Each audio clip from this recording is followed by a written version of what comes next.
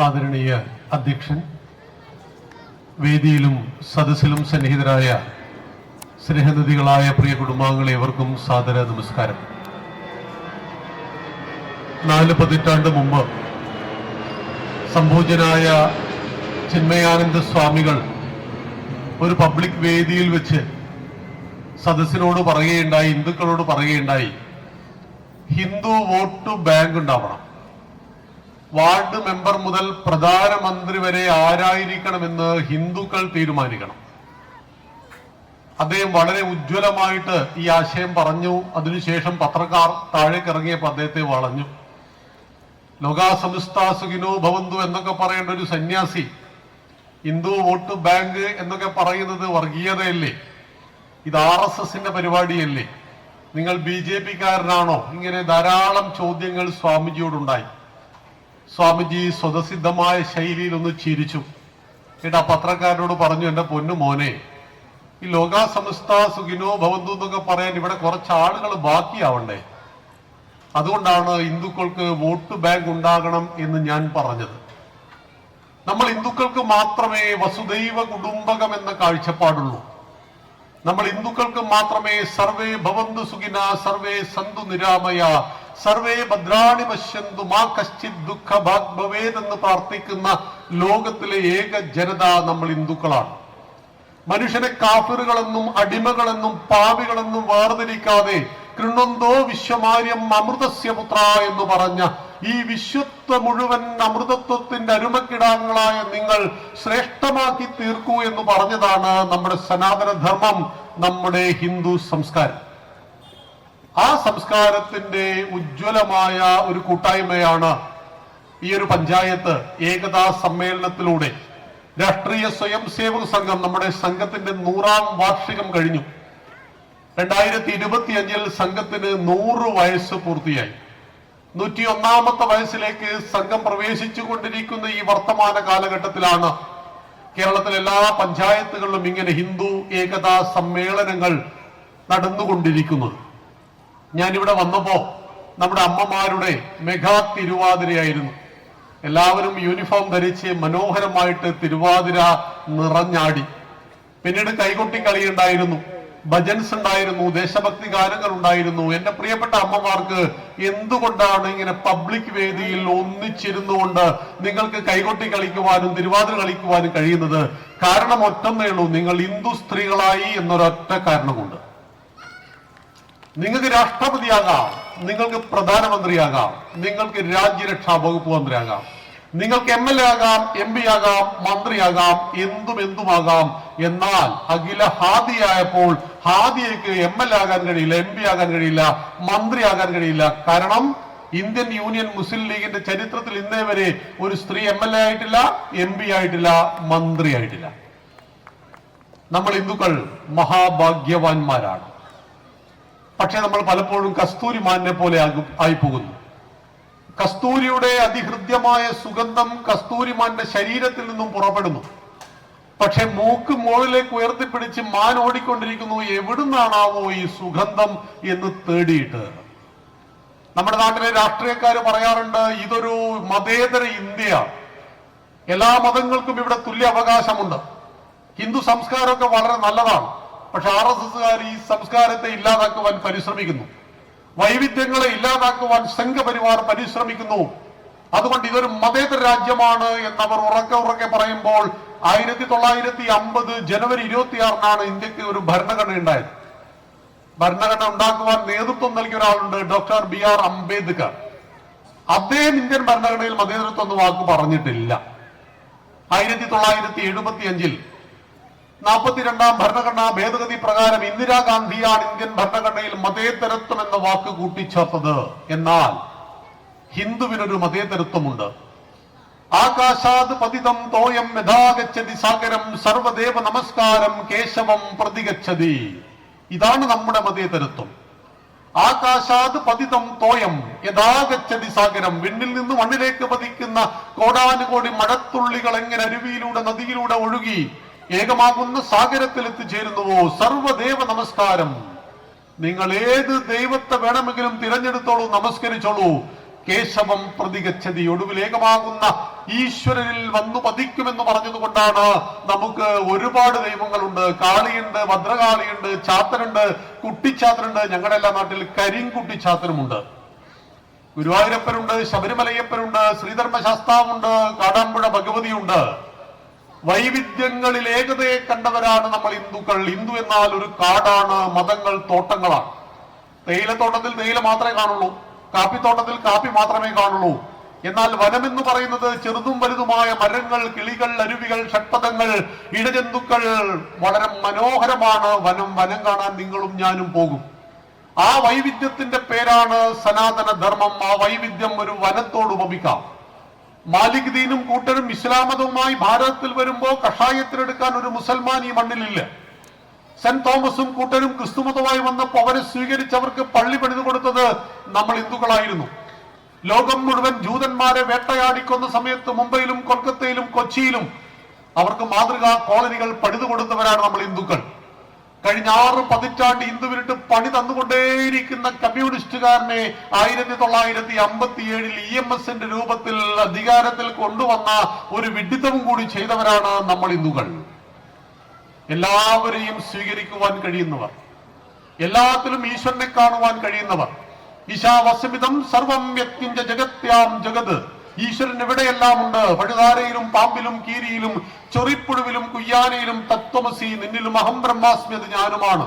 അണോരണീയാൻ മഹതോ മഹീയാൻ, ഏറ്റവും ചെറുതിൽ ചെറുതായിട്ട് ഞാനുണ്ട്, വലുതിൽ വലുതായിട്ട് ഞാനുണ്ട്. ആത്മാവിന്റെ രൂപത്തിൽ സർവചരാചരങ്ങളിലും ഞാൻ തന്നെ എന്ന് പറഞ്ഞ ഹിന്ദു, എല്ലാത്തിലും ഈശ്വരനെ കണ്ട ഹിന്ദു എല്ലാവരെയും സ്വീകരിച്ചു, എല്ലാവരെയും തന്നിലേക്ക് ഹൃദയത്തോട് ചേർത്ത് വെച്ചു. തൃശൂർ ജില്ലയിൽ ചെന്ന് ചേരമാൻ പെരുമാൾ പള്ളി കൊടുങ്ങല്ലൂരിൽ ചെന്ന് കാണുമ്പോൾ മാലിക് ദീനും കൂട്ടരും ഇസ്ലാം മതവുമായി ഭാരതത്തിൽ വന്ന സമയത്ത് അവർ പറഞ്ഞു, ഞങ്ങൾക്ക് കല്യാണം കഴിക്കണം, അതുകൊണ്ട് ഹിന്ദു സ്ത്രീകളെ മുസ്ലിമാക്കണം. രാജാവ് സമ്മതിച്ചു. 10 ഹിന്ദു പെൺകുട്ടികൾ മുസ്ലിങ്ങളായി മതം മാറി, കല്യാണം കഴിച്ചു. സന്തതി പരമ്പരകൾ ഉണ്ടാകാൻ തുടങ്ങിയപ്പോൾ പറഞ്ഞു, ഞങ്ങൾക്കൊരു പള്ളി വേണം. പള്ളി എങ്ങനെയാണ്? പള്ളി അമ്പലം പോലെയല്ല, വലിയ ഹാളാണ്. അങ്ങനെ ദുർഗാദേവി ക്ഷേത്രം ഉണ്ടാക്കാൻ വേണ്ടി ബാക്കി വെച്ച കല്ലുകൾ കൊണ്ട്, മരങ്ങൾ കൊണ്ട് പണിതതാണ് ആദ്യത്തെ ഇസ്ലാമിക പള്ളി, ചേരമാൻ പെരുമാൾ പള്ളി കൊടുങ്ങല്ലൂരിൽ. എല്ലാവരെയും സ്വീകരിക്കുവാൻ കഴിയുന്നു. പക്ഷെ ഇവരെല്ലാം നമുക്ക് എന്ത് തിരിച്ചു നൽകി? ഈ ഹിന്ദു ഏകതാ സമ്മേളനത്തിൽ ഹിന്ദുക്കൾ സദ്ഗുണ വൈകൃതികളായതിനെ കുറിച്ച് വി ഡി സവർക്കാർ പലപ്പോഴും വേദനയോടുകൂടി പറഞ്ഞിട്ടുണ്ട്. ഗുണമങ്ങനെ കൂടി കൂടി കൂടി സദ്ഗുണ വൈകൃതികളായി പോയി. വെള്ളിയാഴ്ച ജനിക്കുന്ന കുട്ടിയെ മുസ്ലിമായി പ്രഖ്യാപിച്ച രാജാക്കന്മാർ കേരളത്തിലുണ്ടായിരുന്നു. കടൽ കടക്കാൻ പാടില്ലെന്ന അന്ധവിശ്വാസം ഹിന്ദുവിനുള്ളത് കൊണ്ട് കടൽ കടക്കുവാൻ വേണ്ടി ഹിന്ദു ചെറുപ്പക്കാരെ മുസ്ലിമാക്കി പരിവർത്തനം ചെയ്ത ഒരു കാലഘട്ടം നമുക്കുണ്ടായിരുന്നു. വിവേകാനന്ദ സ്വാമികൾ കൊടുങ്ങല്ലൂരിൽ വന്നിറങ്ങി. അദ്ദേഹത്തിന്റെ കുതിരവണ്ടി തെളിക്കുന്നത് ഒരു ക്രിസ്ത്യാനിയാണ്. എന്നാൽ ക്രിസ്ത്യാനി മനോഹരമായിട്ട് ശ്രീകൃഷ്ണന്റെ ഭജന പാടുന്നു. ശ്രീകൃഷ്ണന്റെ ഭജന പാടുന്നത് കേട്ടപ്പോൾ സംശയം തോന്നിയ സ്വാമിജി അയാളോട് ചോദിച്ചു, അല്ലയോ പ്രിയപ്പെട്ട ക്രിസ്ത്യാനി, എങ്ങനെ പഠിച്ചു ശ്രീകൃഷ്ണന്റെ ഭജന? അപ്പോ അയാൾ പറഞ്ഞു, എന്റെ പൊന്നു സ്വാമി, ഞാൻ 2 കൊല്ലം മുതൽ ഒരു പുലയനായിരുന്നു. ഞാൻ തൊട്ടുകൂടാത്തവനും തീണ്ടിക്കൂടാത്തവനുമായിരുന്നു. ദൃഷ്ടിയിൽപ്പെട്ടാലും ദോഷമുള്ളവനായിരുന്നു. ഞാൻ മതം മാറി ക്രിസ്ത്യാനിയായപ്പോൾ എന്നെ ആ നമ്പൂതിരി ആ വീട്ടിലെ കാര്യസ്ഥനാക്കി. അതുകൊണ്ടാണ് അങ്ങേ കൂട്ടാൻ വേണ്ടിയിട്ട് ഞാൻ കുതിരവണ്ടിയുമായിട്ട് വന്നിരിക്കുന്നത്. പുലയനും പറയനും നായരും നമ്പൂതിരിയുമായിട്ട് നമ്മൾ തമ്മിലടിച്ച് തൊട്ടുകൂടായ്മയും തീണ്ടിക്കൂടായ്മയും ദൃഷ്ടിയിൽപ്പെട്ടാലും ദോഷമുള്ള അവസ്ഥയിലൂടെ ഹിന്ദു സമൂഹം കടന്നു പോയിട്ടുണ്ട്. എല്ലാവരെയും പീഡിപ്പിച്ചിട്ടുണ്ട്. എന്നാൽ അന്ന് അമേരിക്കയിൽ അടിമ കച്ചവടം ഉണ്ടായിരുന്നു, അന്ന് അറേബ്യയിൽ അടിമ കച്ചവടം ഉണ്ടായിരുന്നു. അത് കമ്മ്യൂണിസ്റ്റുകാരും പറയില്ല, അത് സുൽപിയലടന്മാരും ശ്യാംകുമാരന്മാരും പറയില്ല. മനുഷ്യന്റെ കഴുത്തിൽ കയറിട്ട് തെരുവോരങ്ങളിൽ വലിച്ചിഴച്ച് വിറ്റ ചരിത്രം പറയുവാനുണ്ട് ഇന്നത്തെ അമേരിക്കയ്ക്കും അറേബ്യയ്ക്കും. എബ്രഹാം ലിങ്കനാണ് അമേരിക്കയിൽ അടിമ കച്ചവടം നിരോധിച്ചത്. ഇവിടെ ജാതീയതയും തൊട്ടുകൂടായ്മയും തീണ്ടിക്കൂടായ്മ ഉണ്ടായിരുന്നു. അങ്ങനെ പാർശ്വവൽക്കരിക്കപ്പെടുന്ന നമ്മുടെ ഹൈന്ദവ സോദരങ്ങൾ മതപരിവർത്തനത്തിന് വിധേയമാകുവാൻ സാധ്യതയുണ്ടെന്ന് മനസ്സിലാക്കിയപ്പോഴാണ് അദ്ദേഹം മാരകമായ ഒരു വാക്ക് നമ്മുടെ കേരളത്തെ കുറിച്ച് പറഞ്ഞത്. കേരളം ഒരു ഭ്രാന്താലയമാണ് എന്ന്. തൊട്ടുകൂടാത്തവൻ മതം മാറി മുസ്ലിമോ ക്രിസ്ത്യാനിയോ ആയാൽ അവന് സ്വീകരിക്കുവാൻ കഴിയുന്ന ഒരു അന്തരീക്ഷം ഇവിടെ ഉള്ളത് കൊണ്ട് സാമൂഹ്യ പരിവർത്തനത്തിന്റെ വലിയ ഒരു മുന്നേറ്റം പിന്നീടുണ്ടായി. ആ ആചാര്യന്മാരുടെ ഫോട്ടോയാണ് എന്റെ പുറകിൽ കാണുന്നത്. Sree Narayana Gurudevan, Chattampi Swami Thiruvadikal, Mahatma Ayyankali, Mannath Padmanabhan, T K Madhavan, Pandit Karuppan, R Sankar, Kumaranasan, Sahodaran Ayyappan, doctor Palpu, എണ്ണിയാൽ ഒടുങ്ങാത്ത നേതാക്കന്മാരും നവോത്ഥാന നായകന്മാരും ആചാര്യന്മാരും വന്ന് നമ്മൾ ഹിന്ദുക്കളുടെ തൊട്ടുകൂടായ്മ തീണ്ടിക്കൂടായ്മ ഒക്കെ അങ്ങോട്ട് പരിഹരിച്ചു. പുലയനും പറയനും നായർക്കും നമ്പൂതിരിക്കും ശാന്തിക്കാരനാകുവാനും തന്ത്രവിദ്യ പഠിക്കുവാനുമുള്ള ആ മഹത്തായ കേന്ദ്രം നിങ്ങളുടെ ആലുവയിലാണെന്ന് പറയുവാൻ എനിക്ക് അഭിമാനമുണ്ട്. 5 പതിറ്റാണ്ടുകൾക്ക് മുമ്പ്, 54 വർഷങ്ങൾക്ക് മുമ്പ് സ്വർഗീയ മാധവജിയാൽ സ്ഥാപിതമായ ആലുവയിലെ തന്ത്രവിദ്യാപീഠത്തിന്റെ അധിപന്മാരെല്ലാം ഈ വേദിയിൽ ഒന്നിച്ചിരിക്കുകയാണ്. നമ്മൾ ഛിന്ന ഭിന്നമായി പോയൊരു കാലഘട്ടം ഉണ്ടായിരുന്നു അന്ന്. ഇന്ന് നമ്മളത് ഏകീകരിച്ചു. ഇന്ന് ഒരു ക്ഷേത്രത്തിലും ജാതി ചോദിക്കാറില്ല. പുലയനും പറയനും നായർക്കും നമ്പൂതിരിക്കും ഒരു ശബരിമല, ഒരു ഗുരുവായൂർ, ഒരു വൈക്കം, ഒരു കാടാമ്പുഴ. ഞങ്ങളുടെ നാട്ടിൽ ഒരു കുമാരസ്വാമി ഉണ്ട്, പുലയ സമൂഹത്തിൽപ്പെട്ട ആളാണ്. ഗുരുസ്വാമിയാണ് കുമാരസ്വാമി. ശബരിമല തീർത്ഥാടന സമയമാകുമ്പോൾ ഗുരുസ്വാമിയായ കുമാരസ്വാമിയുടെ പാദങ്ങളിൽ വണങ്ങി മാല വാങ്ങുന്നവരാണ് അവിടുത്തെ നമ്പൂതിരിയും നായരും ഈഴവനും എല്ലാം തന്നെ. കുമാരസ്വാമിയുടെ ജാതി ഇന്ന് ഹിന്ദുക്കൾ ചിന്തിക്കാറില്ല. അന്ത്യജനഗ്രജനിവിടെ വർഗം വർണ്ണം മരുതിവിടെ, സകലരും അമ്മയ്ക്കോമന മക്കൾ, ബന്ധുക്കൾ നാം ഒന്നാണ്. ഹിന്ദുവിന്റെ അടിസ്ഥാന പ്രമാണമായ വേദത്തെ വ്യസിച്ചു, വിഭജിച്ചു. വേദവ്യാസൻ എന്ന പേര് അദ്ദേഹത്തിന് ലഭിച്ചു. കൃഷ്ണദ്വൈപായനൻ, സത്യവതി എന്ന മുക്കുവസ്ത്രീയുടെ മകനായിരുന്നു. കൃഷ്ണദ്വൈപായനൻ, കൃഷ്ണൻ കറുത്തവൻ, ദ്വൈപായനൻ ദ്വീപിൽ ജനിച്ചവൻ.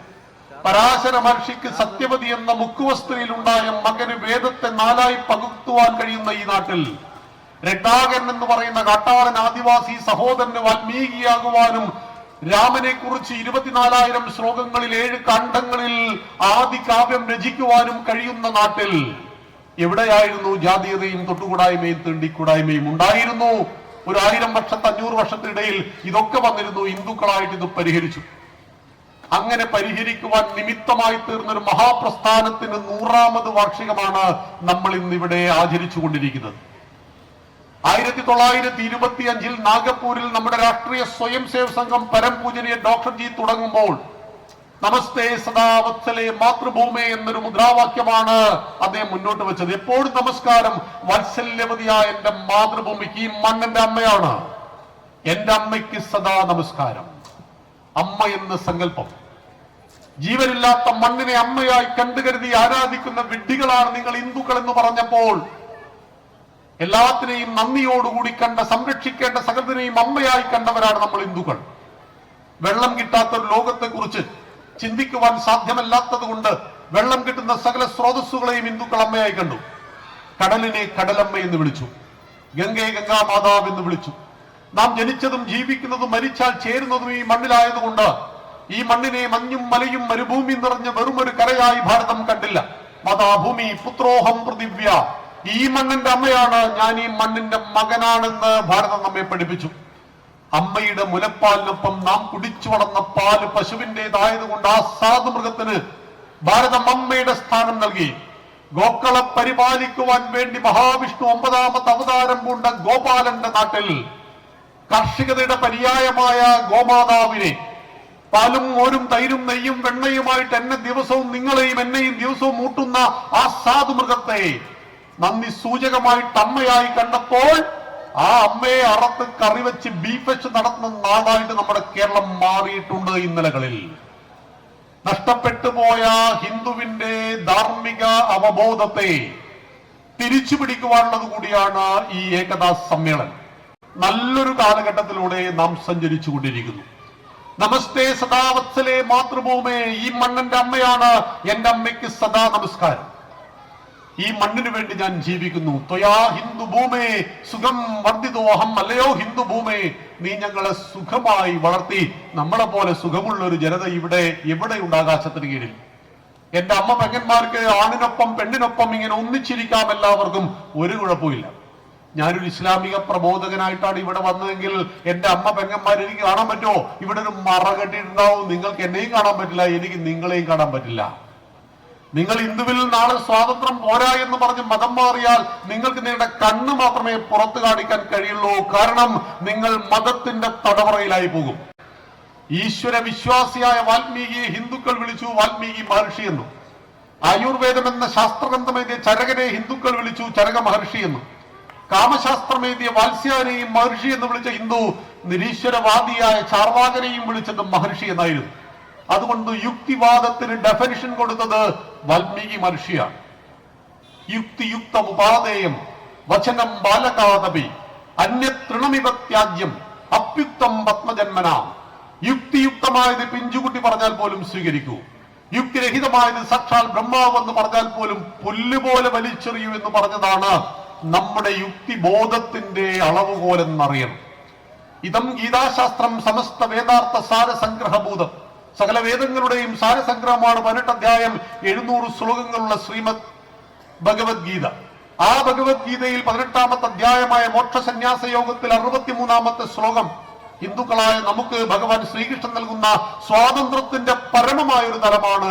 ഇതിലെ ജ്ഞാനമാഖ്യാതം ഗുഹ്യാത് ഗുഹ്യതരം മയ വിമർശതൈതശേഷേണ യഥേശ്ചസി തഥാ ഗുരു. അല്ലയോ അർജുന, നീ ഇന്ന് വരെ കേട്ടിട്ടില്ലാത്ത അറിഞ്ഞിട്ടില്ലാത്ത അതീവ ഗുഹ്യങ്ങളായ തത്വശാസ്ത്രങ്ങൾ മുഴുവൻ ഞാൻ നിനക്ക് ഉപദേശിച്ചു തന്നു കഴിഞ്ഞു. കുരുക്ഷേത്ര യുദ്ധഭൂമിയിൽ ഗാന്ധീവം താഴെ വെച്ച് കരഞ്ഞ് നിലവിളിച്ച് എനിക്കൊന്നും വേണ്ട, എന്റെ ബന്ധുജനങ്ങളെ കൊന്നിട്ട് കിട്ടുന്ന ഈ രാജ്യത്തെക്കാൾ ഏറെ എനിക്ക് നല്ല സന്യാസമാണെന്ന് പറഞ്ഞുകൊണ്ട് ജീവിത വിഷയത്തിൽ നിന്നും പിന്തിരിഞ്ഞോടുവാൻ പരിശ്രമിച്ചൊരു കമാൻഡർ ഇൻ ചീഫിനോട് ഭഗവാൻ നൽകിയ നിർദ്ദേശങ്ങളുടെ പേരാണ് ശ്രീമദ് ഭഗവത്ഗീത. ഇതെല്ലാം കൊടുത്തതിനു ശേഷം ഭഗവാൻ പറയുന്നു, വിമർശന ബുദ്ധിയോടുകൂടി കാര്യങ്ങളെ പഠിക്കണം അർജുന. എന്നിട്ട് നിനക്ക് ശ്രേയസ്കരമെന്ന് തോന്നുന്നത്, നിനക്ക് ശരിയെന്ന് തോന്നുന്നത് സ്വീകരിക്കുവാൻ സ്വാതന്ത്ര്യമുണ്ട്. ഖുറാനും ബൈബിളും ആവർത്തിച്ച് വായിക്കൂ. വീണ്ടും വീണ്ടും പറയും അവിടെ, ചോദ്യം ചെയ്യാതെ വിശ്വസിക്കുവിൻ എന്ന്. സ്വർഗമില്ല എന്ന് പറയുവാൻ ഒരു ഇസ്ലാമിന് സ്വാതന്ത്ര്യമില്ല. നരകമില്ല എന്ന് പറയുന്ന ക്രിസ്ത്യാനിക്ക് മരിച്ചാൽ പോലും രക്ഷയില്ല. അവനെ കുഴിച്ചിടുന്ന കുഴിയുടെ പേര് തെമ്മാടി കുഴി എന്നാണ്. അമ്പലത്തിൽ പോകുന്നവരും ഹിന്ദുവാണ്, പോകാത്തവരും ഹിന്ദുവാണ്.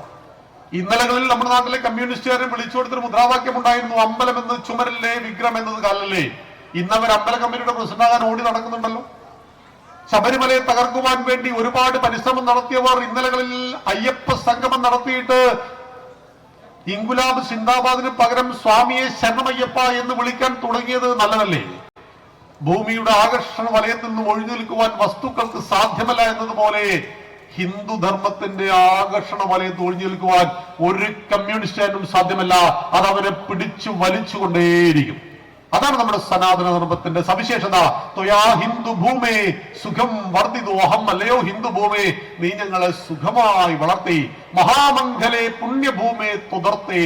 മഹാമംഗലയായ പുണ്യഭൂമിയായ ഭാരതമാതാവേ തുതർത്തേ, നിനക്കായി. പദത്വേഷകായോ നമസ്തേ നമസ്തേ. എന്റെ ഈ ശരീരം പതിച്ചുകൊള്ളട്ടെ. നേരത്തെ പാടിയപ്പോൾ പാടി, പൂവിട്ടു വാട്ടി അനുകൂലികൾ ആദരിക്കാം, ശൂലത്തിലേറ്റ് എതിരാളികൾ നിഗ്രഹിക്കാം, ഒന്നിച്ചു പോന്നവരിടക്കു മടങ്ങിയേക്കാം, നന്നെന്ന് വാഴ്ത്തിയവർ നാളെ മറിച്ചു ചൊല്ലാം. ഇതെല്ലാം അറിഞ്ഞിട്ട് തന്നെയാണ് രാഷ്ട്രീയ സ്വയംസേവക സംഘത്തിന്റെ ഘടകമായിട്ട് ഇവിടെ ലക്ഷോപലക്ഷം കോടിക്കണക്കിന് ഭാരതീയർ ആ കർമ്മപദത്തിലേക്ക് വന്നു ചേർന്നത്. ആ കർമ്മപദം വിജയിക്കണമെങ്കിൽ എനിക്ക് 5 ഗുണങ്ങൾ വേണമെന്നാണ് അടുത്ത പ്രാർത്ഥന. പ്രഭോ ശക്തിമൻ, അല്ലയോ സർവശക്തനായ പരമേശ്വര, ഈ ഹിന്ദുരാഷ്ട്രത്തിന്റെ അവയവങ്ങളായ ഞങ്ങൾ അങ്ങയോട് സാദരം 5 ഗുണങ്ങളെ കുറിച്ച് പറയുന്നു. ഞങ്ങൾക്ക് വേണം. അജയ്യാഞ്ച വിശ്വസ്യ ദേഹീശ ശക്തി. ഹിന്ദുക്കളായ നമുക്ക് ഏകതാ സമ്മേളനത്തിൽ എടുക്കേണ്ട 1ാമത്തെ പ്രതിജ്ഞയാണ് ശക്തി. ശക്തിയാണ് ജീവിതം, ദുർബലതം മരണമാണ്. ഭീരു പലവട്ടം മരിച്ചാലും വീണ്ടും ഭീരുവായി തന്നെ ജനിക്കുന്നു, ധീരൻ ഒരിക്കലേ മരിക്കുന്നുള്ളൂ.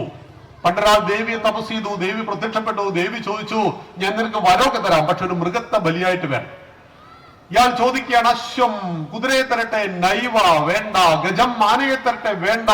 വ്യാക്രം പരാക്രമശാലിയായ സിംഹത്തെ തരട്ടെ, നൈവച നൈവച വേണ്ടേ വേണ്ട. പിന്നെ എന്ത് വേണം ദൈവമേ? അജാപുത്രോ, ഒരാട്ടിൻകുട്ടിയെ ബലിയായിട്ട് നൽകൂ. ദേവോ ദുർബലഘാതക. ദുർബലന്മാരെ ദേവന്മാര് പോലും വച്ചേക്കില്ല. പ്രഭോ ശക്തിമൻ, അല്ലയോ സർവശക്തനായ പരമേശ്വര, ജടയിൽ ഗംഗയെ ചൂടിയ, തൃക്കണ്ണിൽ അഗ്നിയെ ആവാഹിച്ച, കഴുത്തിൽ പാമ്പിനെ ധരിച്ച, കൈകളിൽ ത്രിശൂലത്തെ ധരിച്ച ശക്തിയുടെ പ്രതീകമായ പരമേശ്വര, ഈ ഹിന്ദുരാഷ്ട്രത്തിന്റെ അവയവങ്ങളായ ഞങ്ങൾ സാദരം അങ്ങയോട് അഭ്യർത്ഥിക്കുന്നു, ഞങ്ങൾക്ക് ശക്തി തരൂ. ഏത് ശക്തി? അജയ്യാഞ്ച വിശ്വസ്യ ദേഹീശ ശക്തി. ഹിന്ദു കുടുംബങ്ങൾക്ക്, ഹിന്ദു സമാജത്തിന് ഈ രാഷ്ട്രത്തിന് ആവശ്യമായ ശക്തിയുടെ പേരാണ് അജയ്യാഞ്ച വിശ്വസ്യ ദേഹീശ ശക്തി. ആർക്കും തോൽപ്പിക്കുവാൻ കഴിയാത്തത്രയും കരുത്ത്. കലിമ ചൊല്ലാൻ അറിയാത്ത 26 ആളുകളുടെ തലമണ്ടയിലൂടെ വെടിയുണ്ട കടത്തിവിട്ടു ഭീകരന്മാർ. നമ്മുടെ കൊച്ചി നിവാസിയായ രാമചന്ദ്രേട്ടൻ അടക്കമുള്ള ആളുകളുടെ തലച്ചോറിലൂടെ കടന്നുപോയി വെടിയുണ്ട. കലിമ ചൊല്ലാൻ അറിയില്ല എന്നൊരൊറ്റ കാരണം കൊണ്ട് ഭാര്യയുടെ കണ്ണുള്ളിൽ വെച്ച് ആ ചെറുപ്പക്കാരൻ തമിഴ്നാട്ടുകാരനെ പിടഞ്ഞു മരിക്കേണ്ടി വന്നു. മകളുടെയും പേരക്കുട്ടികളുടെയും കൺമുന്നിൽ വെച്ച് കാശ്മീരിലെ പെഹൽഗാമിൽ വെച്ച് നമ്മുടെ പ്രിയപ്പെട്ട BMS-ന്റെ പ്രവർത്തനം കൂടിയായ കൊച്ചിക്കാരനായ രാമചന്ദ്രനും പിടഞ്ഞു മരിക്കേണ്ടി വന്നു. അവർ ചെയ്തു പോയ തെറ്റ് കാശ്മീരിൽ ടൂറിന് പോയി എന്നുള്ളതാണ്. കാശ്മീരിൽ ടൂർ പോകാൻ പാടില്ല എന്ന് ഭീകരന്മാരുടെ ഫത്വയുണ്ട്. ആ ഭീകരന്മാരുടെ ഫത്വ ലംഘിച്ചുകൊണ്ട് പഹൽഗാമിൽ ടൂറിന് പോയ ഹിന്ദുക്കളെ തെരഞ്ഞു പിടിച്ചു. അവിടെ തലമണ്ടയിലൂടെ വെടിയുണ്ട കടത്തിവിട്ടപ്പോൾ ഭാരതം ചോദിച്ചു, ഇതിന് പ്രതികരണമില്ലേ? തിരിച്ചടിക്കണ്ടേ പാകിസ്ഥാനെ? നമുക്കറിയാം, നമ്മുടെ രാജ്യം ഭരിക്കുന്നത് ഒരു സ്വയം സേവകനാണ്. മുന്നിൽ നിന്നും പിന്നിൽ നിന്നും ഒരു കൈ സഹായം ആവശ്യമില്ലാത്ത ആകാശത്തിന് കീഴിൽ ഏത് മണ്ണും സ്വതന്ത്രമായി കിടന്ന നരേന്ദ്ര ദാമോദർ ദാസ് മോദിയുടെ ഭാരതത്തിൽ പ്രതികാരവും പ്രതികരണവും ഉണ്ടാവുമെന്ന് നമുക്കറിയാം. നമ്മൾ കാത്തിരുന്നു, പ്രതികരിക്കുന്നില്ലേ മോദിജി? പ്രതികരിക്കുന്നില്ലേ? 15-ാമത്തെ വയസ്സിൽ RSSന്റെ ശാഖയിൽ പോയിട്ട് പഠിച്ചിട്ടുണ്ട്. അജയ്യാഞ്ച വിശ്വസ്യ ദേഹീശ ശക്തി. ആർക്കും തോൽപ്പിക്കുവാൻ കഴിയാത്ത അത്രയും കരുത്തുള്ള ശക്തി എനിക്ക് നൽകുമെന്ന് സർവശക്തനായ പരമേശ്വരനോട് 15-ാമത്തെ വയസ്സ് മുതൽ പ്രാർത്ഥിച്ചു തുടങ്ങിയ സ്വയം സേവകൻ 20-ാമത്തെ വയസ്സിൽ RSSന്റെ പ്രചാരകനായ, 52-ാമത്തെ വയസ്സിൽ ഗുജറാത്തിന്റെ മുഖ്യമന്ത്രിയായ, 2014-ൽ ഭാരതത്തിന്റെ പ്രധാനമന്ത്രിയായ ആ സ്വയം സേവകന്റെ വാക്കുകളിലും പ്രവർത്തികളിലും തീരുമാനങ്ങളിലും വിശ്വാസമുള്ള 143 കോടി ജനത കാത്തിരുന്നു.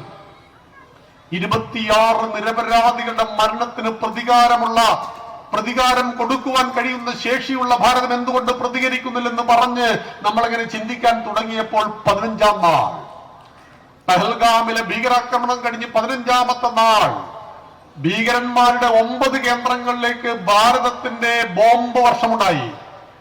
800-ൽ പരം ഭീകരന്മാർ യമലോകത്തേക്ക് അയക്കപ്പെട്ടു, ഹൂറിമാരുടെ അടുത്തേക്ക് അയക്കപ്പെട്ടു.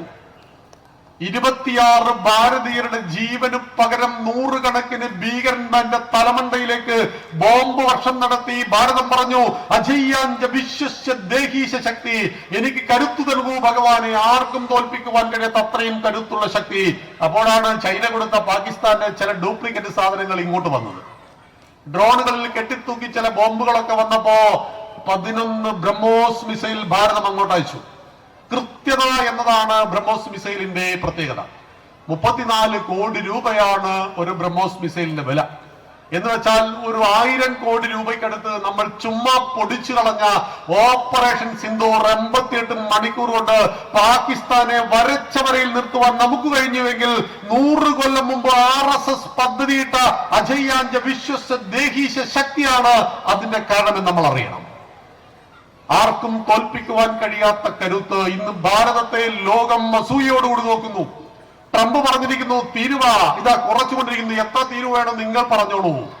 റഷ്യയുടെ പ്രസിഡന്റ് ഇവിടെ വന്നിട്ട് ഭഗവത്ഗീത സമ്മാനമായിട്ട് വാങ്ങി തിരിച്ചു പോകുന്നു.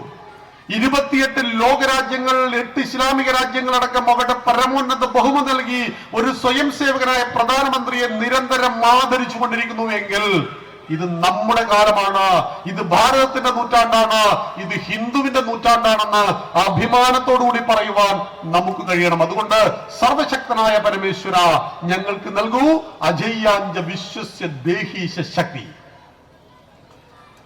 മനുവിന്റെ നീതിശാസ്ത്രം പറയും, എന്റെ വീട്ടിലെ പശു നിങ്ങളുടെ വീട്ടിലേക്ക് വന്ന് നിങ്ങൾ വളർത്തുന്ന വിളവ് ഭക്ഷിച്ചാൽ ഞാൻ നിങ്ങൾക്ക് ഫൈൻ അടക്കണം. പക്ഷെ ഞാൻ ഫൈൻ അടക്കേണ്ടതില്ല. നിങ്ങളുടെ വിളവ് നിങ്ങൾ വേലികെട്ടി സംരക്ഷിച്ചിട്ടില്ല എങ്കിൽ ഞാൻ ഒരു പിഴയും അടക്കേണ്ടതില്ല. വാതിൽ തുറന്നിട്ടു, അതുകൊണ്ട് കള്ളൻ വീട്ടിൽ കയറി. തെറ്റുകാരൻ കള്ളനല്ല, വാതിൽ നിങ്ങൾ അടച്ചില്ല എന്നാണ് കാരണം. വാതിൽ ദുർബലമാണെങ്കിൽ കള്ളൻ കയറും. വീട്ടിന്റെ ഉള്ളിൽ പൂച്ച കയറിയാൽ, പട്ടി കയറിയാൽ നമ്മൾ ഒരിക്കലും പട്ടിയെ പൂച്ചയെ കുറ്റം പറയില്ല. ചിലപ്പോൾ ഭാര്യയെ ഭർത്താവും, ഭർത്താവ് ഭാര്യയെ കുറ്റം പറയും. നീ വാതിലടക്കാത്തതുകൊണ്ടാണ് പൂച്ച ഉള്ളിലേക്ക് കയറിയതെന്ന് പറയും. എന്നാൽ കള്ളൻ കയറിയാൽ നമ്മൾ കള്ളനെ കുറ്റം പറയും, കള്ളനെ കുറ്റം പറയരുത്. കാരണം നമ്മുടെ വാതിലുകൾ ദുർബലമാണെങ്കിൽ ഏത് കള്ളനും കയറും. രാഷ്ട്രത്തിന്റെ അതിർത്തികൾ ദുർബലമാണെങ്കിൽ പാകിസ്ഥാനിൽ ഭീകരന്മാർ വരും. 2008 അവർ മുംബൈയിലേക്ക് വന്നു. 178 ഭാരതീയരെ മഹാരാഷ്ട്രയുടെ മുംബൈയുടെ മണ്ണിൽ വെടിവെച്ച് കൊന്നിട്ട് അവർ ഈ മണ്ണിൽ നമ്മുടെ വീര സൈനികന്മാർ ജീവൻ ബലിദാനം നൽകി. ഒന്നിനെ ജീവനോടെയും ബാക്കി എല്ലാവരെയും യമപുരിക്ക് അയച്ചു. അന്ന് നമ്മുടെ നാട് ഭരിക്കുന്നത് മൻമോഹൻ സിംഗ് ആണ്, UPA സർക്കാർ. 178 ഭാരതീയരുടെ മരണത്തിന് പ്രതികാരമില്ലേ ഭാരതം ചോദിച്ചു. 2 ആഴ്ച കഴിഞ്ഞപ്പോൾ പത്രസമ്മേളനത്തിൽ നമ്മൾ പ്രതീക്ഷിച്ചു യുദ്ധപ്രഖ്യാപനമായിരിക്കുമെന്ന്. പക്ഷേ അദ്ദേഹം പറഞ്ഞു, ഞങ്ങൾ പാകിസ്ഥാനോട് ഇനി ക്രിക്കറ്റ് കളിക്കുന്നതല്ല എന്ന്. ഉറിയിലും പുൽവാമയിലും ഭീകരാക്രമണം ഉണ്ടായപ്പോൾ തിരിച്ചടിച്ച ഭാരതം എന്തുകൊണ്ട്? ശക്തിയെ ആരാധിച്ചു എന്നതുകൊണ്ട്. അതുകൊണ്ട് പ്രിയമുള്ളവരെ, ഏകതാ സമ്മേളനത്തിൽ നമുക്ക് നൽകുന്ന ഒന്നാമത്തെ സന്ദേശം, രാഷ്ട്രീയ സ്വയം സേവക സംഘവും നമ്മുടെ ആർഷഭാരത സംസ്കാരവും നമ്മുടെ ഋഷി പരമ്പരയും നമ്മെ പഠിപ്പിക്കുന്നത് ത്വം ഹി ദുർഗാ ദശപ്രഹരണധാരിണി. 10 കൈകളിൽ ആയുധം ധരിച്ച ദുർഗയെ പൂജിക്കുന്നവരാണ് നമ്മൾ. ഒരു കൈയിൽ താമരയുണ്ടെങ്കിൽ മറുകൈയിൽ വാളുണ്ട്, ഗദയുണ്ട്, കുന്തമുണ്ട്, ചക്രമുണ്ട്. ആയുധമില്ലാത്തൊരു ദേവീദേവനെ നിങ്ങൾ കാണിക്കാൻ കഴിയുമോ? ആയുധമില്ലാത്തൊരു ദേവീദേവനെ കാണിക്കുവാൻ നമുക്ക് കഴിയില്ല. സത്യത്തെയും ശക്തിയെയും ഒരുപോലെ ആരാധിക്കുവാൻ ഹിന്ദുവിനെ പഠിപ്പിച്ചു നമ്മുടെ ഋഷി പരമ്പര എന്നറിയണം. അതുകൊണ്ടാണ് അവർ ധനുർവേദത്തെയും ഉണ്ടാക്കിയിട്ടുണ്ട്. എങ്ങനെയാണ് അസ്ത്രവും ശസ്ത്രവും നിർമ്മിക്കേണ്ടത്, ആയുധ വിദ്യകൾ എങ്ങനെ. കോസല സാമ്രാജ്യത്തിന്റെ അതിർത്തികളിൽ ശതാഗ്നി എന്ന ആയുധത്തെ വിന്യസിച്ചിരുന്നു ദശരഥ മഹാരാജാവ്. ഓർവിട്ടോടിയതല്ല നമ്മുടെ വീരപുരാതന ചരിതങ്ങൾ, തേരുതെളിച്ചടരാടി നമ്മൾ ദേവർക്കായും യുദ്ധങ്ങൾ എന്ന് പറഞ്ഞപ്പോൾ ആ ദേവന്മാർക്ക് വേണ്ടി അടരാടിയ ദശരഥ മഹാരാജാവ് സ്വന്തം രാജ്യത്തിന്റെ അതിർത്തിയെ സംരക്ഷിക്കുവാൻ വേണ്ടി കിടങ്ങുകൾ കുഴിച്ചിരുന്നു. ആ കിടങ്ങിൽ വെള്ളം നിറച്ചിരുന്നു. ആ വെള്ളത്തിൽ മുതലകളെ വളർത്തിയിരുന്നു. ശതാഗ്നി എന്ന ആയുധത്തെ വിന്യസിച്ചിരുന്നു. നമ്മുടെ രാഷ്ട്രത്തിന്റെ അതിർത്തികൾ ഇന്ന് സുരക്ഷിതമാണ്. നമ്മുടെ വീടിന്റെ വാതിലുകൾ, വീടിന്റെ കോമ്പൗണ്ട് എങ്ങനെയാണോ സുരക്ഷിതമായിരിക്കുന്നത്, അതുപോലെ രാഷ്ട്രത്തിന്റെ അതിർത്തികൾ സുരക്ഷിതമാണിന്ന്. അത് കഴിയുന്നത് ശക്തിയെ ആരാധിക്കുന്നു എന്നുകൊണ്ടാണ്. സ്വയം സേവകൻ രണ്ടാമത് സർവശക്തനായ പരമേശ്വരനോട് പ്രാർത്ഥിക്കുന്നു, സുശീലം ജഗദ്ധ്യേന നമ്രം ഭവേ. ഈ ലോകം എന്റെ മുന്നിൽ തല കുമ്പിട്ട് നിൽക്കണം, എന്റെ മസിൽ പവർ കണ്ടിട്ടല്ല, എന്റെ കയ്യിൽ ആയുധം കണ്ടിട്ടല്ല, എന്നെ ഭയന്നിട്ടല്ല. എന്റെ സുശീലം, എന്റെ നല്ല ശീലം, എന്റെ സ്നേഹം. വാക്കിനെ വാണി എന്നും വാണിയെ സരസ്വതി എന്നും വിളിക്കാറുണ്ട് നമ്മൾ. സ്വയം സേവകന്റെ വായിൽ നിന്ന് വീഴുന്ന വാക്കിലൂടെയാണ് ലോകത്തിന്റെ നിലനിൽപ്പ് എന്ന് പറയപ്പെടുന്നു. അതുകൊണ്ടാണ് കഴിഞ്ഞ 12 വർഷമായിട്ട് ഈ രാഷ്ട്രത്തെ മുന്നോട്ട് നയിക്കുന്ന സ്വയം സേവകന്റെ വായിൽ നിന്ന് രാഷ്ട്രവിരുദ്ധമായ, ധർമ്മവിരുദ്ധമായ ഒരു വാക്ക് ഇന്ന് വരെ ഊർന്നു വീണിട്ടില്ലെന്നറിയണം. സുശീലം ജഗദ്ധ്യേന നമ്രം ഭവേത് എന്ന് പറഞ്ഞ് മൂന്നാമത്തെ ഗുണം എനിക്ക് നൽകൂ പരമേശ്വര. സുതം ജൈവയത് കണ്ഠകാകീർണ മാർഗം. ഇത് കല്ലും മുള്ളും നിറഞ്ഞ വഴിയാണ്.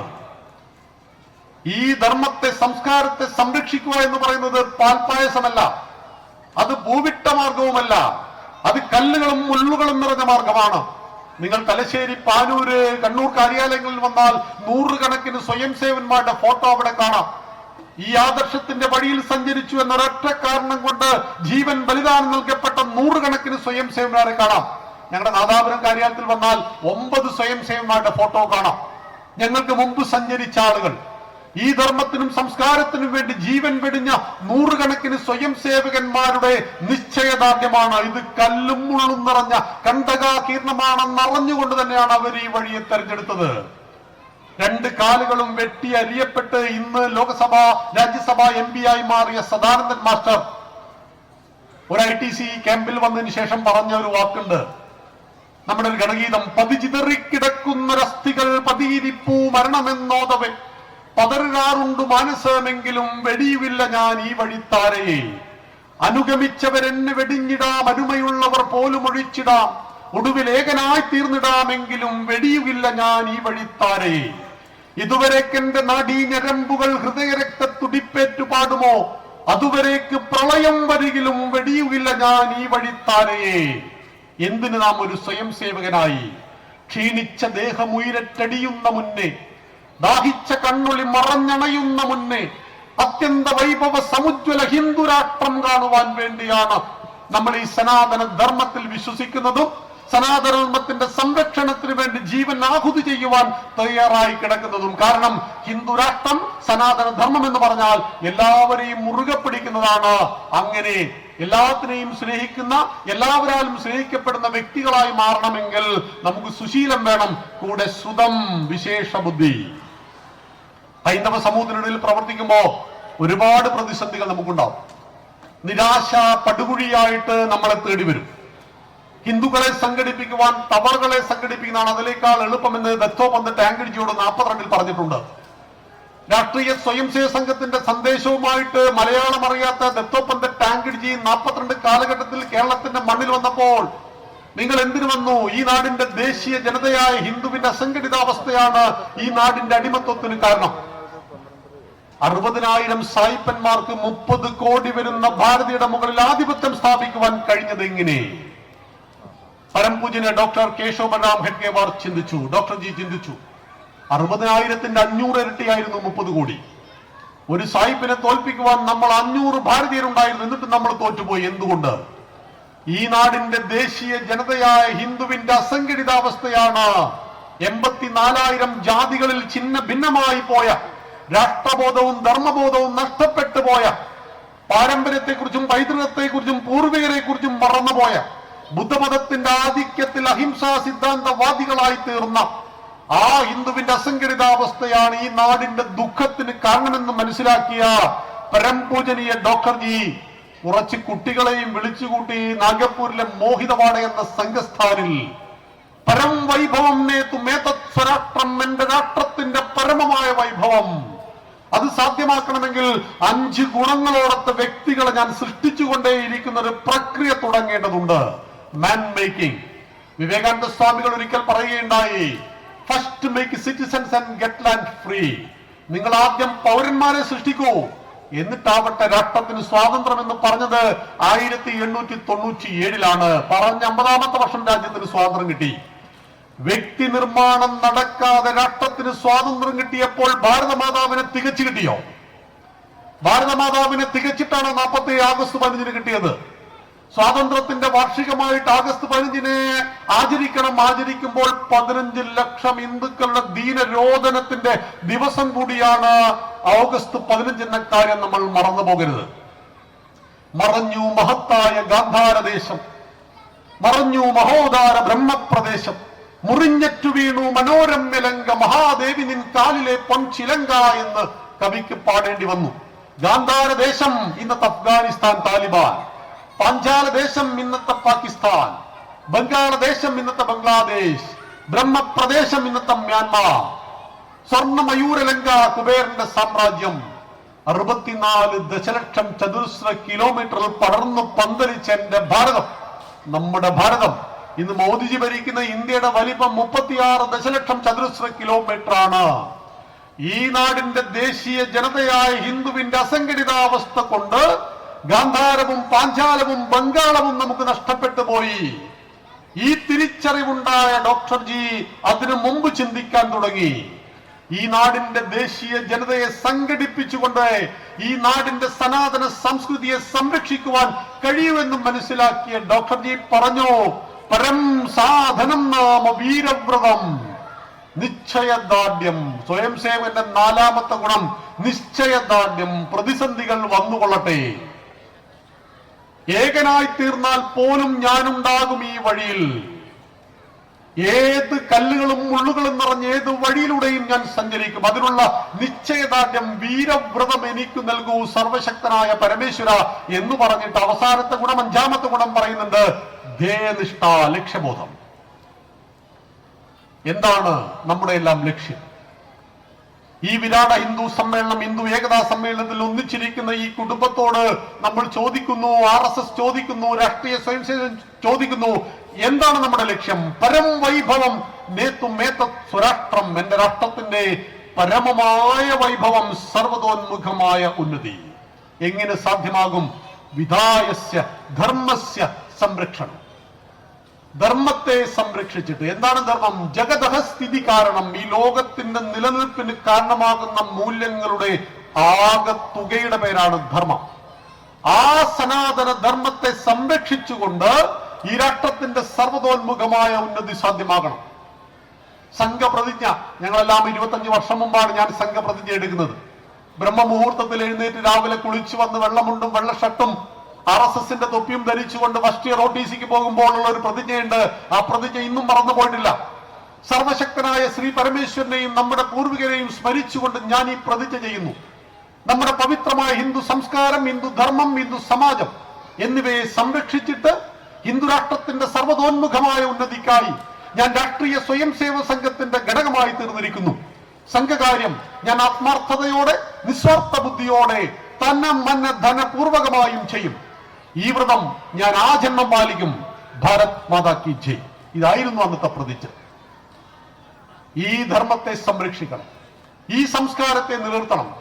ഒട്ടും തെളിമങ്ങാതെ, കരിന്തിരി കത്താതെ അടുത്ത തലമുറയ്ക്ക് ഈ കെടാവിളക്കിന് ഏൽപ്പിച്ചു കൊടുക്കുവാൻ കാലമേൽപ്പിച്ച നിയോഗം നമ്മളിലാണെങ്കിൽ, നമ്മളാ ദൗത്യം ചെയ്തില്ല എങ്കിൽ ബുദ്ധന്മാർ മറന്നുപോയി ധർമ്മസംരക്ഷണം. അഫ്ഗാനിസ്ഥാൻ താലിബാനായി മാറി, ഗാന്ധാരം താലിബാനായി മാറിയതുപോലെ നമ്മുടെ നാടിനെ വെട്ടിമുറിക്കുന്ന ക്ഷുദ്രശക്തികളുടെ പ്രവർത്തനം ഈ പെരുമ്പാവൂരിലുണ്ട്, നിങ്ങളുടെ നാട്ടിലുണ്ട്, എല്ലായിടത്തുമുണ്ട്. രാഷ്ട്രവിരുദ്ധ ശക്തികൾ നിറഞ്ഞാടുന്ന ഒരു മണ്ണുകൂടിയാണ് നിർഭാഗ്യവശാൽ ഈ വർത്തമാനകാല കേരളം. ഹമാസിലെ ഭീകരന്മാർക്ക് വേണ്ടി നിലവിളിക്കുവാൻ ഇവിടെ ആളുണ്ട്. ഹമാസിനെ ഭീകരന്മാർ എന്ന് വിളിച്ചുപോയ ശ്രീ ശശി തരൂരിനെ അട്ടിപ്പുറത്താക്കുവാൻ ആളുണ്ട്. പക്ഷെ പെഹൽഗാമിൽ 26 ഭാരതീയരെ വെടിവെച്ച് കൊന്ന് തെറ്റാണെന്ന് പറയുവാൻ ആളുകളില്ലാത്ത നാടാണിത്.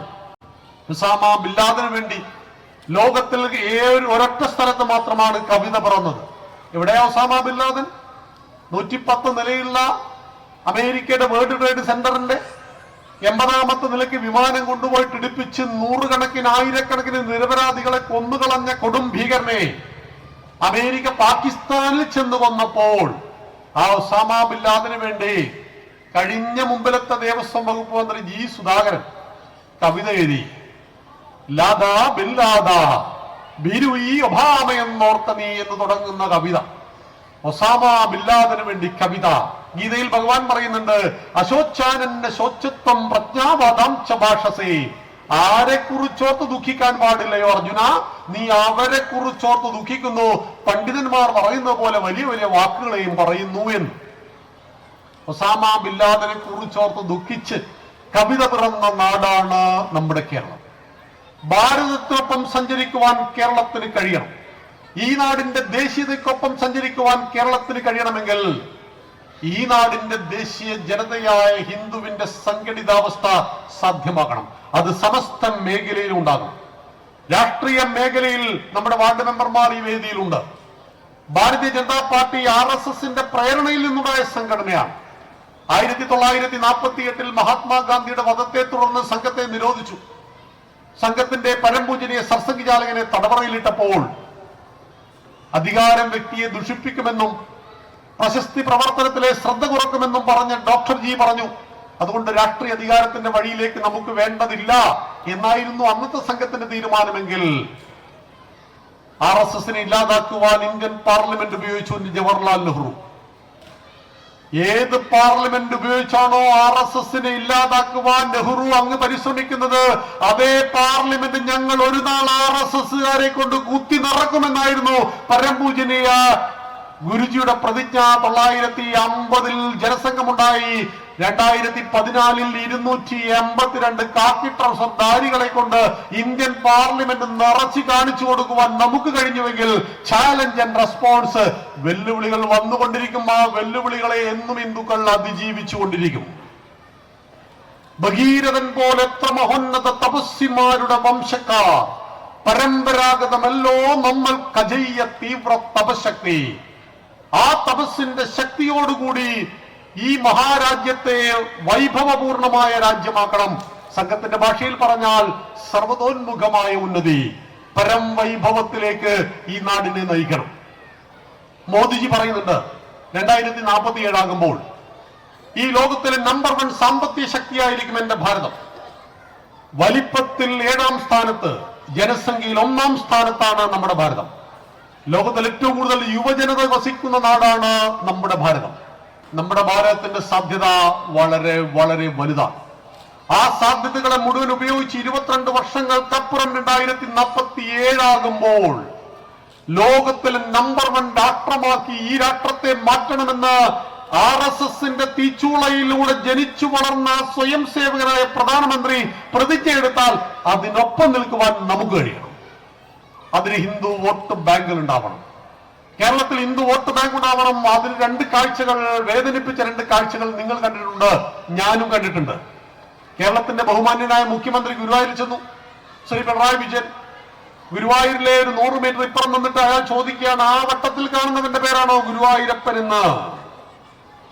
ആ വട്ടത്തിൽ കാണുന്നവന്റെ പേര് ഗുരുവായൂരപ്പനാണോ എന്ന് ചോദിക്കുന്ന ഒരു മുഖ്യമന്ത്രി നാളുകളിൽ നമുക്ക് വേണ്ടതുണ്ടോ എന്ന് ചിന്തിക്കേണ്ടത് നമ്മൾ ഹിന്ദുക്കളാണ് എന്നറിയണം.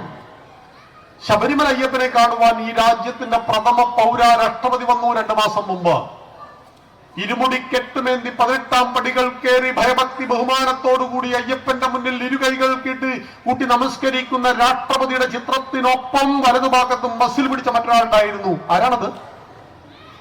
കേരളത്തിന്റെ ദേവസ്വം വകുപ്പ് മന്ത്രി വാസവൻ. അയ്യപ്പനെ കാണുമ്പോൾ 2 കൈകൾ ഹൃദയത്തോട് ചേർത്ത് വെക്കുന്ന ഒരു ദേവസ്വം വകുപ്പ് മന്ത്രി നമുക്ക് വേണ്ടതുണ്ടോ എന്ന് ഹിന്ദുക്കൾ ചിന്തിക്കേണ്ട സമ്മേളനത്തിന്റെ പേര് കൂടിയാണ് ഏകതാ സമ്മേളനം എന്നറിയണം. ഈ നാടിന്റെ രാഷ്ട്രീയ സമവാക്യത്തെ നമുക്ക് മാറ്റണം. ഹിന്ദുക്കൾ എല്ലാ മേഖലയിലും ഏകതയിലേക്ക് വരണം. ഇത് BJPക്ക് വേണ്ടി നടന്ന പരിപാടിയല്ല. കേരളം മുഴുവൻ ഏകതാ സമ്മേളനങ്ങൾ നടക്കുന്നുണ്ട്. അത് എല്ലാ മേഖലയിലേക്കും ഹിന്ദുവിന്റെ മുന്നേറ്റത്തെ സാധ്യമാക്കാൻ വേണ്ടിയിട്ടാണ്. ഈ കഴിഞ്ഞ ജനുവരി 18 മുതൽ ഫെബ്രുവരി 3 വരെ കുംഭമേള എന്ന പേരിൽ മഹാമാഘം തിരുനാവായിൽ നടന്നു. ഞാൻ 2 ദിവസം അവിടെ പോയിരുന്നു. പൂഴിമണല് പോലെ ജനങ്ങൾ വന്നു ചേർന്നു. സംഘാടക സമിതി ആദ്യം കൂടിയപ്പോ പറഞ്ഞത് ടോട്ടൽ 15 ദിവസം കൊണ്ട് 1 ലക്ഷം ആളുകൾ വരുമെന്നൊക്കെയായിരുന്നു. 1 ലക്ഷം ആളുകൾ വരുമെന്ന് പറഞ്ഞു. 4 ദിവസം മുമ്പ് പെർമിഷൻ അങ്ങോട്ട് റദ്ദ് ചെയ്തു. അങ്ങനെ മഹാമാഘവും കുംഭമേളവും അങ്ങ് മതി, പ്രയാഗ്രാജിൽ മതി. ഉടുതുണിയില്ലാത്ത സന്യാസിമാരൊന്നും ഇവിടെ കിടന്ന് വിലസണ്ട. അതുകൊണ്ട് പിണറായി വിജയന്റെ സർക്കാർ മഹാമാഘത്തിന് അനുമതി നിഷേധിച്ചു.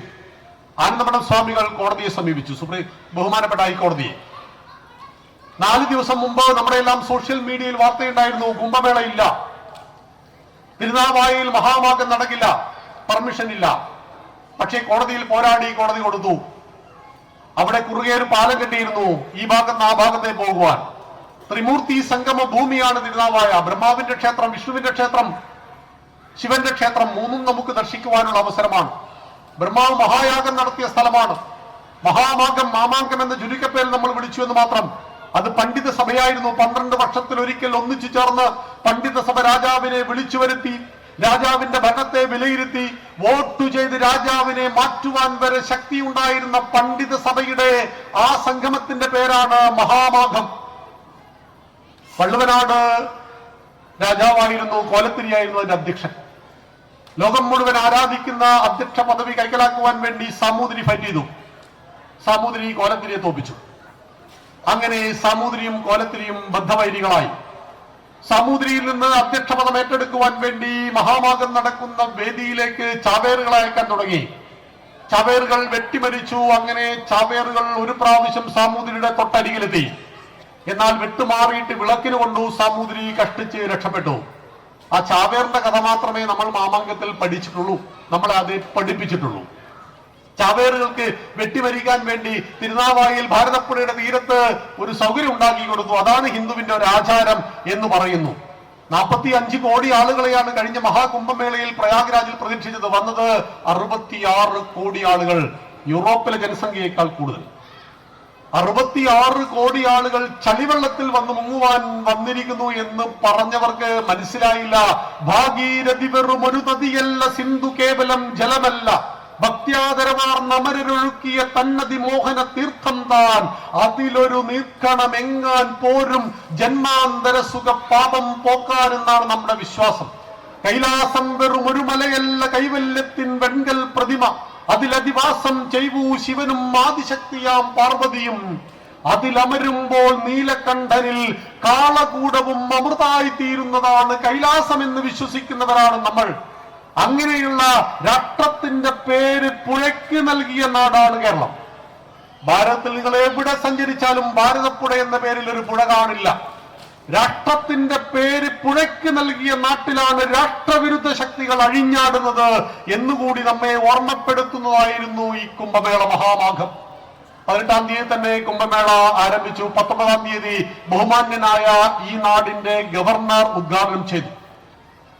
ആദ്യഘട്ടത്തിൽ വലിയ തിരക്കുണ്ടായിരുന്നില്ല. എന്നാൽ 21-ാം തീയതി 22-ാം തീയതി ആയപ്പോഴേക്ക് ലക്ഷക്കണക്കിന് ആളുകൾ ആ പുണ്യ നിളയിൽ സ്നാനം ചെയ്യുവാൻ വേണ്ടി അവരും വന്നു തുടങ്ങി.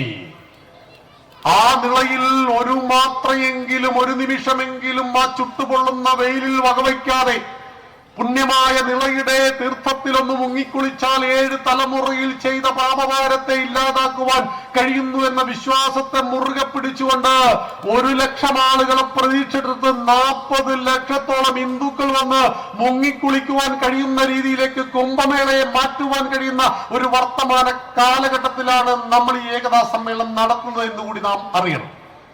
ഹിന്ദുക്കൾ തിരിച്ചറിവിന്റെ പാതയിലാണ്. അമ്പലം ചുമരാണ്, വിഗ്രഹം കല്ലാണെന്ന് കമ്മ്യൂണിസ്റ്റുകൾ നമ്മളെ പഠിപ്പിച്ചു. കമ്മ്യൂണിസ്റ്റുകാരന്റെ കൾച്ചറൽ ഡാമേജ് ഉണ്ടാക്കിയ കമ്മ്യൂണിസ്റ്റുകാരന് ഹിന്ദുവിന്റെ ഉള്ളിൽ നിന്ന് ഭക്തി എടുത്തു കളഞ്ഞു. MD വാസുദേവൻ നായർ നമുക്ക് വളരെ ഇഷ്ടം, മലയാള ഭാഷയുടെ കുലപതി തന്നെയാണ്. പക്ഷെ അദ്ദേഹം ഒരു സിനിമ ഇറക്കി, നിർമാല്യം. ആ നിർമാല്യം എന്ന സിനിമയിലെ കേന്ദ്ര കഥാപാത്രം ഒരു വെളിച്ചപ്പാടാണ്. വെളിച്ചപ്പാട് ദിവസവും തന്റെ പ്രോബ്ലംസ് എല്ലാം ദൈവത്തോട് ഭഗവതിയോട് പറഞ്ഞു. ഒരു പരിഹാരം ഉണ്ടായിട്ടില്ല. ഒടുവിൽ ഒരു നാൾ ക്ഷേത്രത്തിന്റെ ശ്രീകോവിൽ ഉള്ളിലേക്ക് കയറിയ വെളിച്ചപ്പാട് ഭഗവതിയുടെ മുഖത്തേക്ക് കാറി തുപ്പിയിട്ട് ഇറങ്ങിപ്പോകുന്നു. അതോടുകൂടി ഈ സിനിമ അവസാനിച്ചു. ഹിന്ദുവിന്റെ ദൈവങ്ങളെല്ലാം കല്ലുകളാണ്.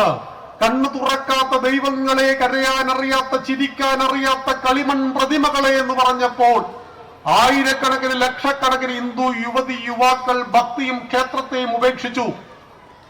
കാട് കേറി മുടിഞ്ഞ ക്ഷേത്രഭൂമി ചുമരാണ്, വിഗ്രഹം കല്ലാണെന്ന് പറഞ്ഞ കമ്മ്യൂണിസ്റ്റുകാരൻ ഒരിടത്തും പറഞ്ഞിട്ടില്ല ഇതേ കല്ലുകൾ കൊണ്ടാണ് ചർച്ചും പള്ളിയും സൃഷ്ടിച്ചത് എന്ന്. അല്ലയോ ഹിന്ദു, നീ എന്തിന് വേദങ്ങൾ പരതുന്നു?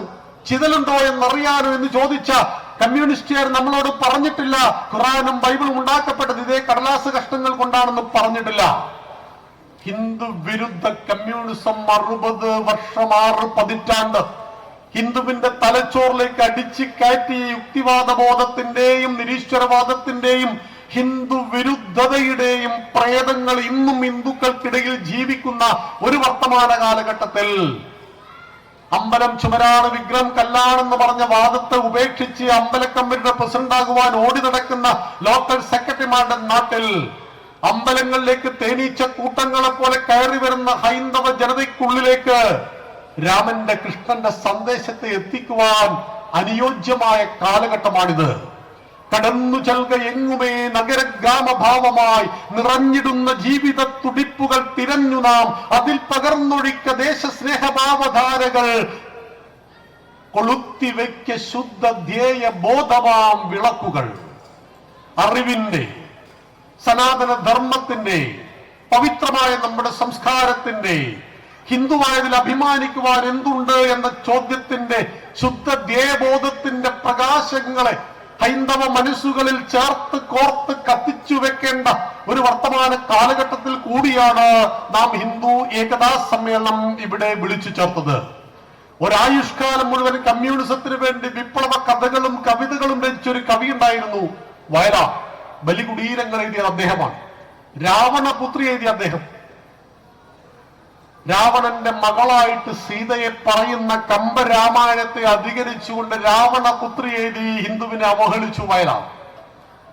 മാറിൽ തുളഞ്ഞു കയറും രഘുവീരന്റെ ബാണങ്ങൾ ഓരോന്നായി വലിച്ചെടുത്തിടവേ കണ്ണു നിറഞ്ഞുപോയി രാവണന് അക്കാട്ടുപെണ്ണിൽ പിറന്ന മകളാണ് മൈഥിലി എന്ന് പറഞ്ഞ ശുദ്ധമായ മലയാളത്തിന്റെ വക്താവായ വയലാർ. താടകയെ കൊണ്ട് രാമനെ ചുംബിപ്പിച്ചു വയലാർ. ഘോരരൂപിണി താടക ഭയങ്കരി വന്മല ചിറകറ്റ് വീഴുന്നത് പോലെ രാമബാണമേറ്റ് മരിച്ചു എന്ന് മലയാള ഭാഷയുടെ പിതാവ് അധ്യാത്മരാമായണത്തിൽ പറയുന്ന ഈ ദുഷ്ടഭയങ്കരിയെ കൊണ്ട് രാമന്റെ കാമുകിയാക്കി വയലാർ. ആ രാത്രി സ്വപ്നവും കണ്ട് വനനദീ തീരത്ത് ശ്രീരാമചന്ദ്രൻ ഉറങ്ങവേ കാട്ടിലൂടെ അനങ്ങാതെ ഒച്ചയുണ്ടാക്കാതെ ഓട്ടുവളകൾ കിലുക്കാതെ ദാശരഥിതരികത്തനുരാഗദാഹ പരവശയായി വന്നു താടക. ഞാൻ പടുവാർന്ന യുവാവിന്റെ കൈകളിൽ തോൾവരയെത്തിക്കിടന്ന കാർകുന്തലിൽ ഹേമാങ്കകങ്ങളിൽ താടകതൻ തളിർത്താമരമൊട്ടിളം കൈവിരലോടവേ അജ്ഞാനമേതോ മധുരാനുഭൂതിയിൽ അർത്ഥസുപ്താന്തർവികാരമുണരവേ ആദ്യത്തെ മാദക ചുംബനത്തിൽ തന്നെ പൂത്തുവിടർന്നുപോയി രാമന്റെ കണ്ണുകൾ. താടകയെ കൊണ്ട് രാമനെ ചുംബിപ്പിക്കുവാൻ നാണമില്ലാത്ത കവികൾ പിറന്ന നാട്ടിൽ ആ കവിക്ക് തിരിച്ചറിഞ്ഞു, ഈ പവിത്രമായ സനാതന ധർമ്മത്തോട് ഞാൻ ചെയ്തു പോയ മഹാപരാധങ്ങൾ മുഴുവൻ പൊറുക്കാൻ വേണ്ടി, കമ്മ്യൂണിസത്തെ ചവറ്റുകൊട്ടയിലേക്ക് വലിച്ചെറിയാൻ വേണ്ടി മരിക്കുന്നതിന്റെ ഏതാനും വർഷങ്ങൾക്ക് മുമ്പ് വയലാർ ഒരു കവിത രചിച്ചു. വാളല്ലൻ സമരായുധം ജനജനധ്വാനം മുഴക്കിയിടുവാൻ ആളല്ല, എന്റെ കരവാള് വിറ്റൊരു മണിപ്പൻ വീണ വാങ്ങിച്ചു ഞാൻ. വിപ്ലവം തോക്കിന്റെ മുകളിലൂടെ ഒന്നും വരില്ല.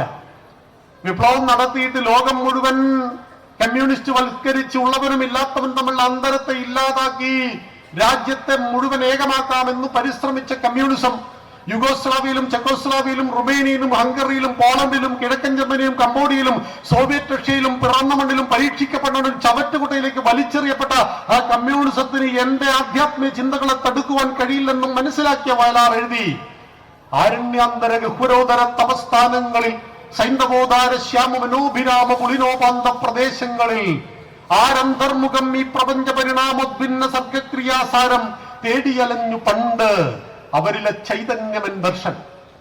ഈ പ്രപഞ്ചത്തിന്റെ നിഗൂഢതകളെ തേടി ആരണ്യകങ്ങളിൽ അലഞ്ഞ മഹർഷിമാരുടെ ചൈതന്യമാണ് എന്റെ ദർശനമെന്നും വാളല്ലൻ സമരായുധം ജനജനധ്വാനം മുഴക്കിയിടുവാൻ ആളല്ല, എന്റെ കരവാള് വിറ്റൊരു മണിപ്പൻ വീണ വാങ്ങിച്ചു ഞാനെന്ന് വയലാറിനെ കൊണ്ട് പറയിപ്പിച്ചതാണ് ഈ നാടിന്റെ സനാതന സംസ്കാരം.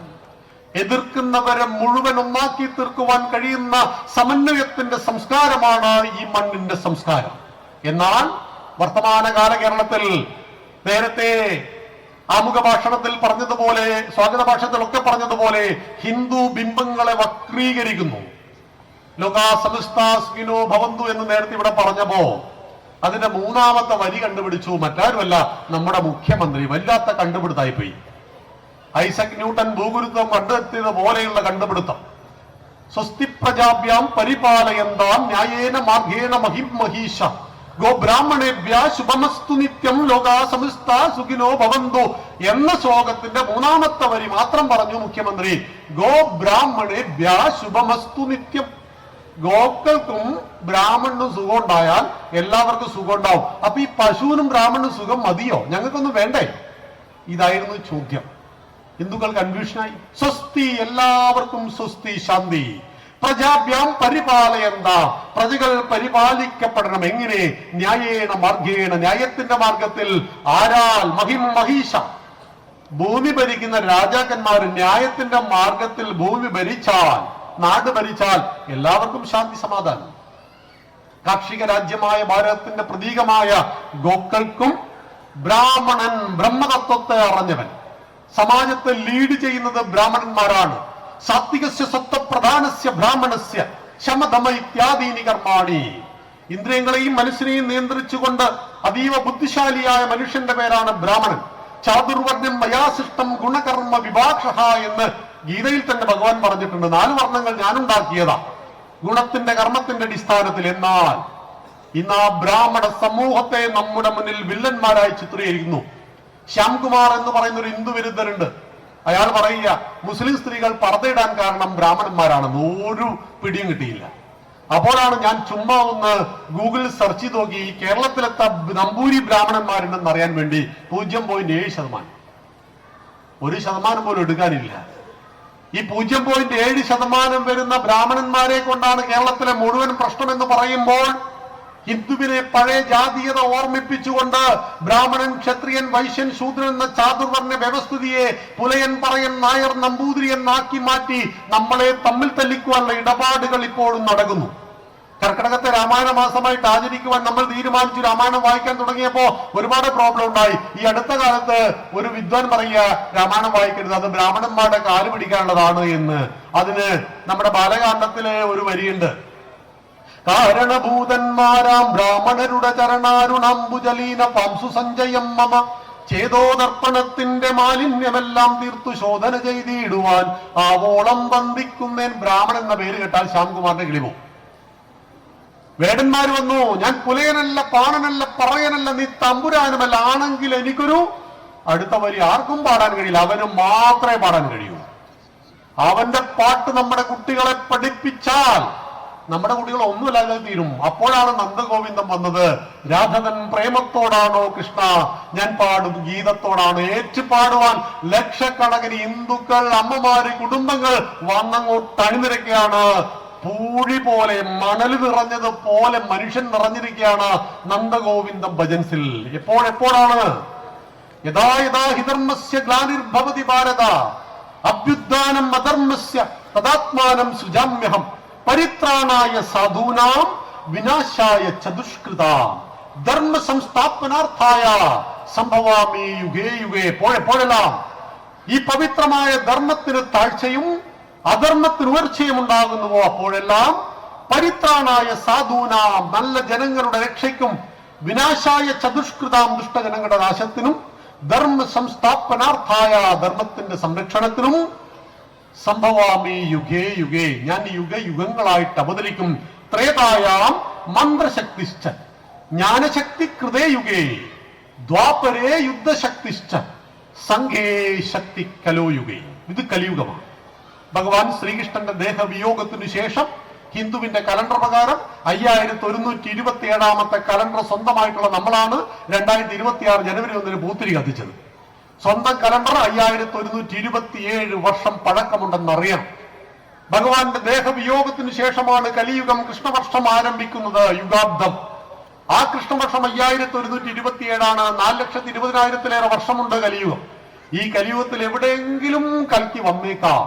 മത്സ്യക്കൂർമ്മ വരാഹശ്ച നരസിംഹോ ഇതി വാമന രാമോ രാമ രാമശ്ച കൃഷ്ണ കൽക്കി ഇതിതേ ദശ എന്ന് പറയുമ്പോൾ വിഷ്ണുവിന്റെ 10 അവതാരങ്ങളിൽ കൽക്കി വന്നിട്ടില്ല.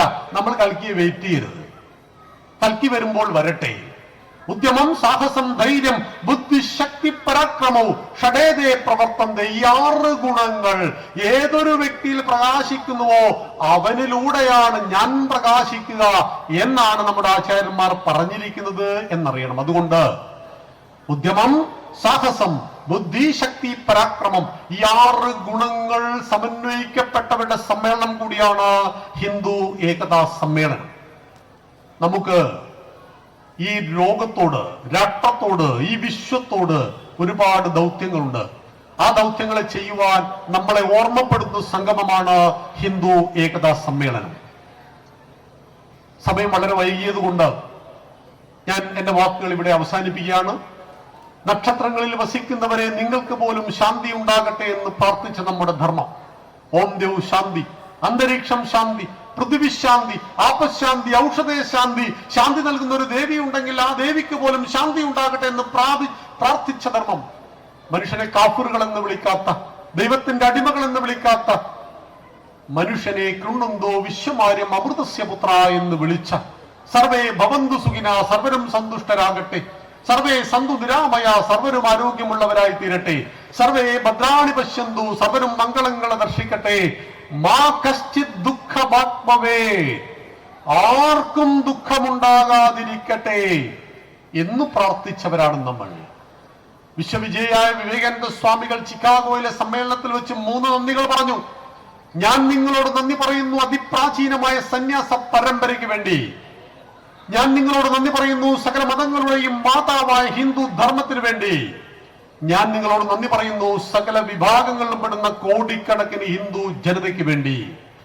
നമ്മുടെ ഋഷി പരമ്പര 10,000 വർഷങ്ങളായി നമ്മുടെ കയ്യിലേൽപ്പിച്ച ഈ സനാതന ധർമ്മം ഗ്രീക്കും റോമും ഈജിപ്തും മെസപ്പൊട്ടോമിയയും ബാബിലോണിയൻ സംസ്കാരങ്ങളെല്ലാം തന്നെ ചരിത്രത്തിന്റെ താളുകളിലേക്ക് വലിച്ചെറിയപ്പെട്ടിട്ടും 2300 കൊല്ലക്കാലത്തെ നിരന്തര വൈദേശാക്രമണത്തിന് ശേഷവും എന്റെ ഭാരതം ജീവിച്ചിരിക്കുന്നു.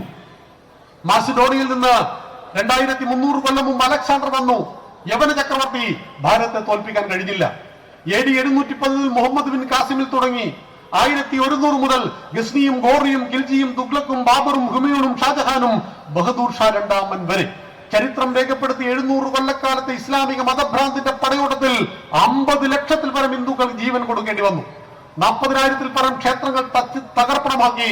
അയോധ്യയും കാശിയും മധുരയും അടക്കം 3000 ക്ഷേത്രങ്ങൾ പള്ളികളായി രൂപാന്തരപ്പെട്ടിട്ടും 700 കൊല്ലക്കാലം ഇസ്ലാമിക മതഭ്രാന്തന്മാരായ രാജാക്കന്മാർ ഈ നാട് ഭരിച്ചിട്ടും ഈ നാടിനെ ഇസ്ലാമിക രാഷ്ട്രമാക്കുവാൻ അവർക്ക് കഴിഞ്ഞില്ല. സുൽഫി അടക്കം പറഞ്ഞിട്ടുണ്ട്, 700 കൊല്ലക്കാലം ഇസ്ലാമിക രാജാക്കന്മാർ ഈ നാട് ഭരിച്ചിട്ടും ഇതൊരു ഇസ്ലാമിക രാജ്യമാക്കിയില്ലല്ലോ എന്ന്.